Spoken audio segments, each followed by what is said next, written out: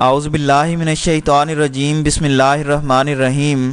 السلام علیکم دوستو، مسلمانوں پر چرچ ٹیکس کی طرز پر مسجد ٹیکس لگانے کے منصوبے پر غور کیا جا رہا ہے۔ اس ٹیکس کا مقصد مساجد کو غیر ملکی امداد سے آزاد کر کے انہیں خود مختار بنانا ہے، جبکہ بعض مسلمان رہنما اس کے حامی بھی ہیں۔ تفصیلات کے مطابق جرمنی کی اتحادی حکومت کے ارکان پارلیمان نے بدھ 26 دسمبر کو کہا ہے کہ ملک میں آباد مسلمانوں پر مسجد ٹیکس لگانے پر غور کیا جا رہا ہے۔ خیال رہے کہ جرمن مسیحی پہلے ہی چرچ ٹیکس ادا کر رہے ہیں۔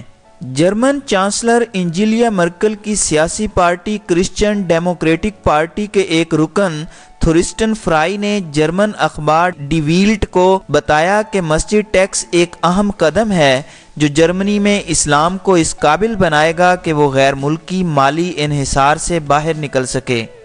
جرمنی میں چرچ ٹیکس مذہبی کیتھولک اور پروٹسٹنٹ مسیحیوں سے وصول کیا جاتا ہے تاکہ چرچ کی ضروریات کو پورا کیا جا سکے۔ یہ ٹیکس ریاست اکٹھا کرتی ہے اور پھر اسے مذہبی حکام کے حوالے کر دیا جاتا ہے۔ اس طرح کا کوئی نظام نہ ہونے کے سبب جرمنی میں مساجد کے اخراجات چندے وغیرہ سے پورے کیے جاتے ہیں۔ بعض معاملات میں غیر ملکی تنظیمیں اور حکومتیں بھی مساجد کا نظام چلانے کے لیے فنڈنگ کرتی ہیں، جس سے جرمنی میں ممکنہ طور پر بنیاد پرستانہ نظریات کے فروغ کے خدشات بھی جنم لیتے ہیں۔ مثال کے طور پر جرمن میں قائم Turkish Islamic union for religious affairs کے اثر و رسوخ کے بارے میں تحفظات کا اظہار کیا جاتا ہے۔ یہ تنظیم دراصل ترک حکومت کی فنڈنگ سے کام کرتی ہے۔ جرمنی کی اتحادی حکومت میں شامل ایک اور جماعت سوشل ڈیموکریٹک پارٹی کے ایک رکن نے بھی اس بات کی تائید کی ہے کہ مسجد ٹیکس کی مدد سے جرمنی میں مذہب اسلام زیادہ آزادانہ طور پر کام کر سکے گا۔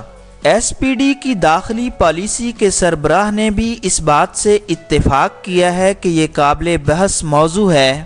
جرمن اخبار ڈی ویلٹ نے برلن میں ایک ترقی پسند مسجد قائم کرنے والے سیرین سے جب اس مجوزہ ٹیکس کے بارے میں سوال کیا تو اس کا کہنا تھا مستقبل میں مسلم برادری کو اپنی ضروریات پوری کرنے کے لیے خود اس کے ہی ارکان کو اخراجات برداشت کرنا ہوں گے۔ جرمنی کے علاوہ کئی دیگر یورپی ریاستیں بھی کیتھولک اور پروٹسٹنٹ چرچ کے اخراجات پورا کرنے کے لیے چرچ ٹیکس وصول کرتی ہیں۔ اس ٹیکس کی وصولی پر یہ اعتراض کیا جاتا ہے کہ اسے مذہب پر عمل کرنے والے مسیحیوں سے لازمی طور پر وصول کیا جاتا ہے۔